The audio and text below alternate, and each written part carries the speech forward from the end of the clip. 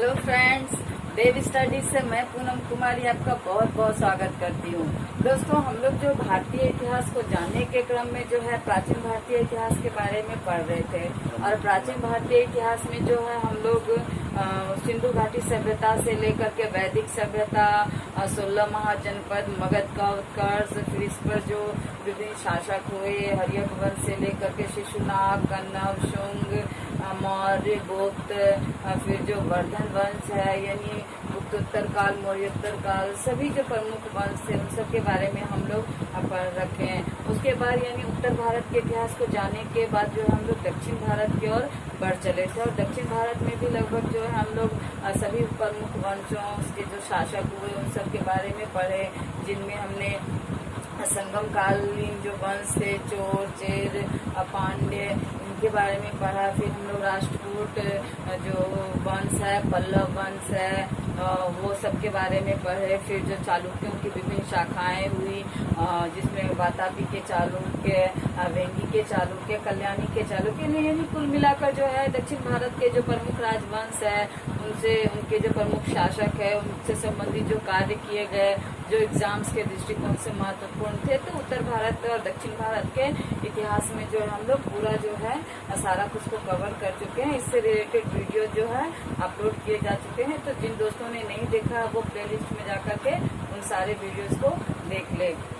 अब जो है हम लोग स्पेशली जो है आज के इस क्लास में जो है हम लोग अब मध्यकालीन भारत की और जो यानी सीरीज जो नया आज से स्टार्ट हो रहा है मध्यकालीन भारत का, तो उस मध्यकालीन भारत के जो सीरीज में हम लोग आगे किस अनुसार पढ़ेंगे, यानी क्या पढ़ेंगे और किस अनुसार पढ़ेंगे, उनका क्या क्रम है। तो आज के वीडियो में जो हम लोग इसी बारे में बात करेंगे, इसी के बारे में जानने का प्रयास करेंगे। यानी आज से जो मध्यकालीन भारत से संबंधित जो चैप्टर स्टार्ट हो रहा है, जो प्राचीन भारतीय इतिहास को खत्म करने के बाद जो हम लोग आज से मध्यकालीन भारत आरंभ करने जा रहे हैं, इस मध्यकालीन भारत में हम लोग क्या और किस क्रम में पढ़ेंगे, इसके बारे में हम लोग बातें करेंगे, इसके बारे में जानने का प्रयास करेंगे।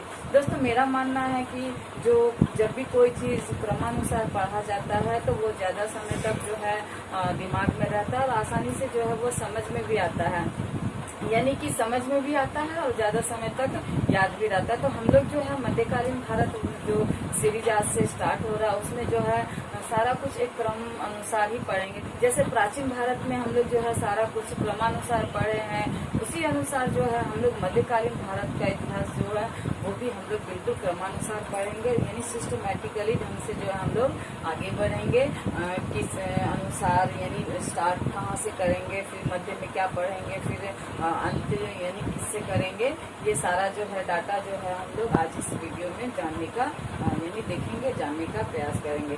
आइए मध्यकालीन भारत वाले जो ये सीरीज जो आज से स्टार्ट हो रहा है तो उसका हम लोग क्रम यानी पाठ्यक्रम जिसको कह सकते हैं कि हम लोग किस अनुसार क्या और किस क्रम में पढ़ेंगे उसको जानने का प्रयास करते हैं। तो दोस्तों, जो मध्यकालीन जो भारत है या मध्यकालीन भारत की अगर हम लोग बात करें तो मध्यकालीन भारत का जो आरंभ है वह अरबों के आक्रमण से ही माना जाता है। और ये अरब का आक्रमण जो है लगभग 712 से 1206 ईस्वी के आसपास तक चलता रहता है, यानी 712 से लगभग जो है इसका आरंभ हो जाता है। यानी मोहम्मद बिन कासिम का जो आक्रमण होता है भारत पर वो लगभग 712 के आसपास ही आरंभ होता है। तो ये उस समय से जो है अरबों का आक्रमण जो है 712 से आरंभ हो जाता है। तो इसमें मूल रूप से जो है हम लोग इस्लाम धर्म का उदय पढ़ेंगे, यानी इस्लाम धर्म का अरब में उस समय जो उदय होता है, जिसके प्रचार प्रसार के लिए ये जो विभिन्न मुस्लिम शासक होते हैं वो भारत आते हैं, यानी सिंध के रास्ते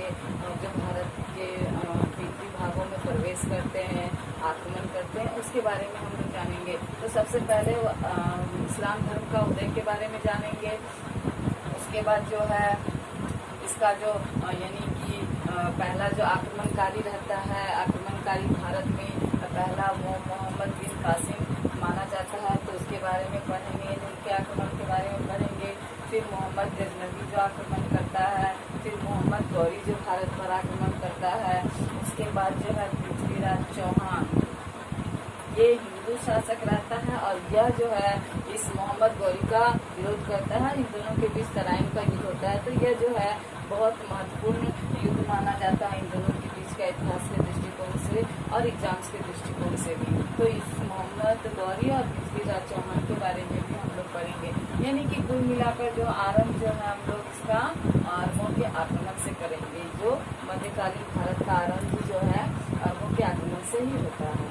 तो सबसे पहले हम लोग अरबों के आक्रमण के बारे में पढ़ेंगे। उसके बाद जो है यानी जिस समय ये अरब आक्रमणकारी भारत में आक्रमण कर रहे होते हैं उसी समय भारत के जो है कई क्षेत्रों में जो है कई हिंदू राजाओं का, राष्ट्रों का, राजवंशों का उदय होता है, जिसमें जो राजपूत वंश सारे रहते हैं। इस राजपूत वंश में परमार वंश, चौहान वंश, प्रतिहार, सोलंकी, चंदेल, यानी ये सब जो राजपूत वंश है इन सब राजपूत वंशों के बारे में पढ़ेंगे। यानी कि ये दोनों जो है समकालीन ही रहते हैं। जिस समय जो इनका आक्रमण होता है अरबों का भारत पर उसी समय भारत के विभिन्न क्षेत्रों में जो है इन जो है राजपूत वंशों का शासन चल रहा होता है। तो हम लोग जो है इसके बारे में भी विभिन्न राजपूत वंशों के बारे में भी फिर क्रमानुसार हम लोग पढ़ेंगे। उसके बाद हम लोग आगे बढ़ते हुए सल्तनत काल की ओर बढ़ेंगे।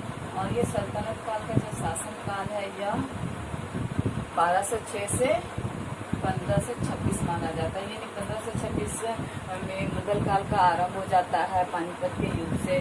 तो इस यानी कि 1206 से 1526 के मध्य का जो काल है यह सल्तनत काल के नाम से जाना जाता है। तो फिर हम लोग सल्तनत काल के बारे में पढ़ेंगे, जिसमें मूल रूप से जो हम लोग गुलाम वंश के बारे में सबसे पहले पढ़ेंगे। गुलाम वंश में भी जो इसके विभिन्न शासक हुए, कुतुबुद्दीन ऐबक यानी मोहम्मद गौरी का जो गुलाम रहता है कुतुबुद्दीन ऐबक, उसके बारे में पढ़ेंगे। फिर उसका जो गुलाम होता है इल्तुतमिश, फिर उसकी जो बेटी होती है रजिया, जिसे भारत की पहली महिला शासिका के रूप में जाना जाता है, उनके बारे में पढ़ेंगे।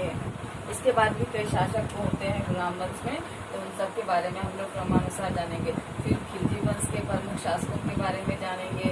फिर तुगलक वंश के प्रमुख शासकों के बारे में जानेंगे। उनसे संबंधित जो विभिन्न कार्य किए गए हैं जो इतिहास में महत्वपूर्ण माने जाते हैं उनके बारे में जानेंगे। फिर सैयद वंश और फिर लोधी वंश, यानी कि सल्तनत काल में इन सब वंशों के बारे में जो है हम लोग जानने का क्रमानुसार प्रयास करेंगे। इसके बाद हम लोग यानी जिस समय की ये गुलाम वंश और खिलजी वंश का शासन चल रहा था उसमें ये विजयनगर और बहमनी साम्राज्य के बारे में भी पढ़ेंगे। उसके बाद जो है उसी काल में भक्ति आंदोलन होता है और एक सूफी आंदोलन होता है।